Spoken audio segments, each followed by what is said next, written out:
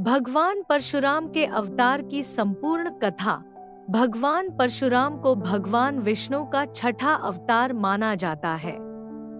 उनका जन्म ऋषि भृगु के वंश में महर्षि जमदग्नि और रेणुका के पुत्र के रूप में हुआ था। परशुराम जी को भगवान शिव का महान भक्त और महान योद्धा माना जाता है। उन्होंने पृथ्वी से अहंकार और अधर्म को मिटाने के लिए कई कार्य किए। परशुराम जी का जन्म ऐसे समय हुआ जब पृथ्वी पर क्षत्रियों का अत्याचार बढ़ गया था।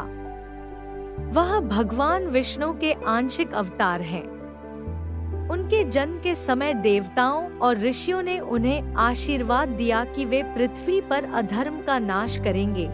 उनकी माता रेणुका बहुत ही धर्मपरायण और तपस्वी महिला थी।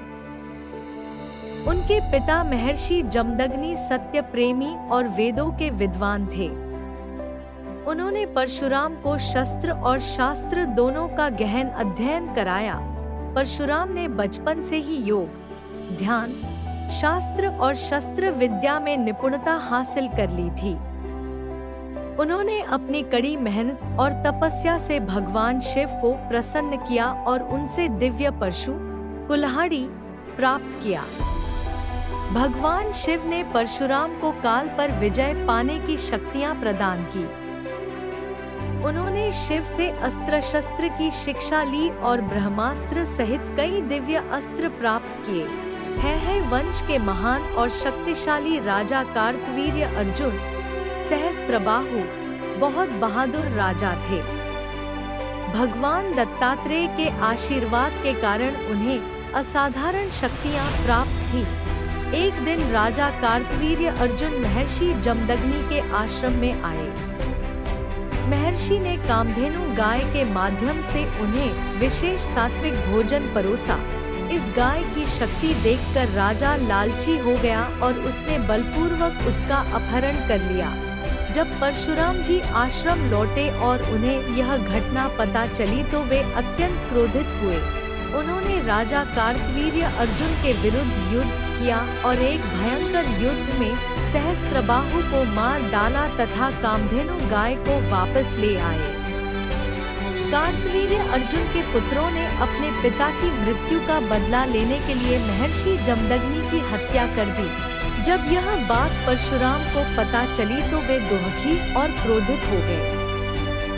उन्होंने संसार में दुष्टता और अहंकार से बढ़ रहे क्षत्रियों का 21 बार नाश किया। उन्होंने प्रत्येक क्षत्रिय राजा को युद्ध के लिए चुनौती दी और पाप एवं अहंकार करने वालों का नाश किया। जब भगवान श्री राम ने शिव का धनुष तोड़ा तो परशुराम उनके सामने प्रकट हुए। उन्होंने सवाल उठाया, इस धनुष को कौन तोड़ सकता है? परशुराम भगवान श्री राम के दिव्य रूप को पहचान नहीं सके। उन्होंने श्री राम को चुनौती दी, लेकिन जब उन्होंने उनके दिव्य रूप को पहचान लिया तो उनका अहंकार टूट गया और उन्होंने श्री राम के सामने झुककर अपने हथियार डाल दिए। परशुराम महाभारत काल में भी जीवित रहे थे। उन्हें महान योद्धाओं के गुरु के रूप में जाना जाता है। उन्होंने भीष्म, द्रोणाचार्य और कर्ण को शस्त्र विद्या सिखाई। लेकिन जब कर्ण ने यह रहस्य छिपाए रखा कि वह क्षत्रिय है, तो परशुराम ने कर्ण को श्राप दिया कि वह जीवन में शस्त्र विद्या भूल जाएगा। परशुराम को 7 अमर, अविनाशी, महान योगियों में से एक माना जाता है। ऐसा कहा जाता है कि वह आज भी महेंद्र पर्वत पर तपस्या कर रहे हैं।